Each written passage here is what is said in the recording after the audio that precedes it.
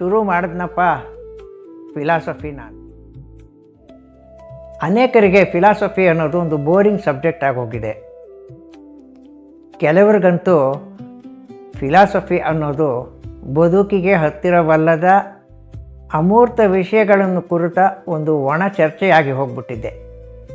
ಇನ್ನು ಕೆಲವರಂತೂ ಗೇಲಿ ಮಾಡೋರಂತೂ ಶುರು ಮಾಡಿದ್ನಪ್ಪ ಫಿಲಾಸಫಿನ ಅಂತ.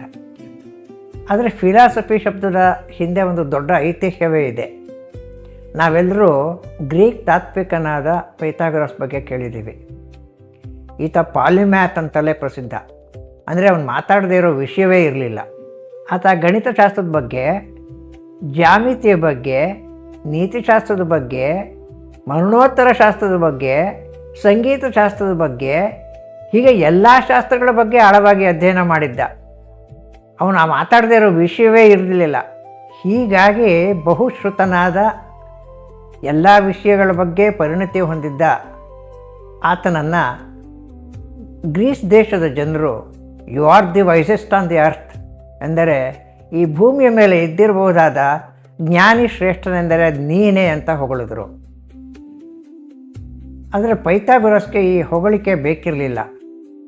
ಅವನು ಜನರಿಗೆ ಹೀಗೆ ಹೇಳ್ದ, I am not the wisest, I am only the lover of wisdom. ಅಂದರೆ ನಾನು ಜ್ಞಾನಿ ಶ್ರೇಷ್ಠನೇನೂ ಅಲ್ಲ, ನಾನು ಜ್ಞಾನ ಪ್ರೇಮಿ ಅಂತ ಹೇಳ್ಕೊಂಡ. ಅಂದರೆ ಫಿಲೋ ಅಂತ ಹೇಳಿದ್ರೆ ಪ್ರೀತಿ, ಪ್ರೇಮ ಅಂತ ಅರ್ಥ. ಸೋಫಿಯಾ ಅಂದರೆ ಜ್ಞಾನ ಅಂತ. ಫಿಲೋ ಅಂದರೆ ಲೈಕಿಂಗ್, ಲವ್ ಅಂತ ಅರ್ಥ. ಸೋಫಿಯಾ ಅಂದರೆ ವಿಸ್ಡಮ್ ಅಂತ ಅರ್ಥ. ಫಿಲಾಸಫಿ ಅನ್ನೋ ಶಬ್ದ ಅಂದಿನಿಂದ ಜ್ಞಾನ ಪ್ರೇಮ ಎಂಬ ಅರ್ಥವನ್ನು ಸೂಚಿಸ್ತಾ ಬಂತು.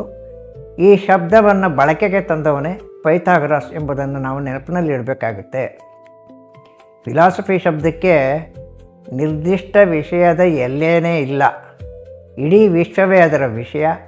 ಈ ಕಾರಣದಿಂದಲೇ ಫಿಲಾಸಫಿನ the mother of all sciences ಅಂತ, ಎಲ್ಲ ವಿಜ್ಞಾನಗಳ ಒಂದು ಮೂಲ ಬೇರು ಅಂತ ಕರೀತಾರೆ ಫಿಲಾಸಫಿನ. ಆದ್ದರಿಂದ ಫಿಲಾಸಫಿ ಅನ್ನೋ ಶಬ್ದ ಏನು ಸೂಚಿಸುತ್ತೆ ಅಂತ ಹೇಳಿದ್ರೆ ಅದಕ್ಕೆ ಪರಿಮಿತಿ ಎಂಬುದು ಇಲ್ಲ. ಅದೊಂದು ವಿಸ್ತಾರವಾದ ಕ್ಷೇತ್ರ. ಯಾರೂ ಸರ್ವಜ್ಞ ಅಂತ ಕರೆಸ್ಕೊಳ್ಳೋದಕ್ಕೆ ಸಾಧ್ಯವಿಲ್ಲ. ಜೀವನದಲ್ಲಿ ನಮಗೆ ಇರಬೇಕಾದ ಒಂದು ನಮ್ರತೆಯ ಅಗತ್ಯವನ್ನು ಫಿಲಾಸಫಿ ಸೂಚಿಸುತ್ತೆ. ಧನ್ಯವಾದಗಳು. ಮತ್ತೆ ಸಿಗೋಣ ಮುಂದಿನ ಸಂಚಿಕೆಯಲ್ಲಿ.